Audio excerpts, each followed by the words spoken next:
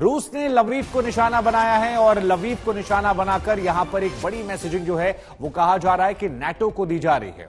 एक बार फिर से लवीव शहर को निशाना बनाया गया है। ये पांचवा छठवां सबसे बड़ा शहर वहां का। ये कहा जाता है कि यहां से बॉर्डर की दूरी जो है वो बहुत ज्यादा दूर नहीं है। शरणार्थियों ने बड़ी संख्या में यहां पर शरण ले रखी थी क्योंकि युद्ध का एक अहम पहलू पोलैंड भी है। ऐसे में यहां से कहा जाता है कि जो लोग पलायन कर रहे थे वो लवीव के रास्ते पोलैंड की तरफ निकल गए और ऐसे में यहां जब हमला होता है तो यह माना जाता है कि पोलैंड से लेकर नाटो कंट्रीज को एक बहुत बड़ा मैसेज जो है वो रूस देने की कोशिश कर रहा है।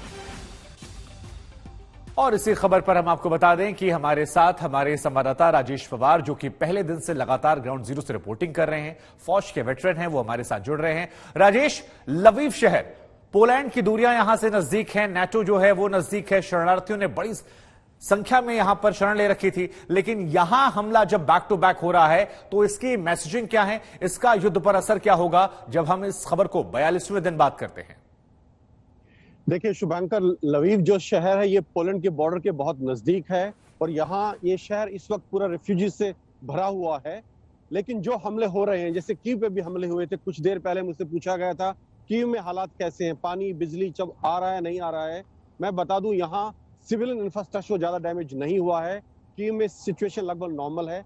इसी प्रकार से लवीव है, वहां जो हमले हो रहे हैं वो जनरली जो हमले हुए हैं वो लेजिटिमेट मिलिट्री टारगेट्स के ऊपर हुए हैं। सिविलियन इंफ्रास्ट्रक्चर या सिविलियन एरियाज को टारगेट नहीं किया गया है अभी तक। लेकिन हाँ, ये जरूर एक मैसेजिंग हो सकती है क्योंकि ये नेटो बॉर्डर के बहुत नजदीक है। पोलैंड नेटो का एक हिस्सा है और लवीव शहर वहां से महज कुछ किलोमीटर की दूरी पर है।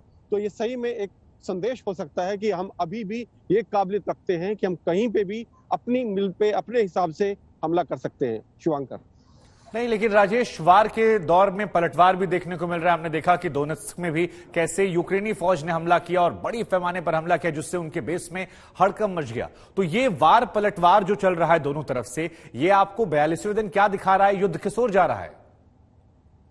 पूर्व में और दक्षिण यूक्रेन में लगातार लड़ाई जारी है, लेकिन जैसा रूस ने बोला है कि सबसे बड़ा उसके ऊपर हमला हुआ है वो इंफॉर्मेशन वॉरफेयर का हुआ है जो बूचा में हुआ है।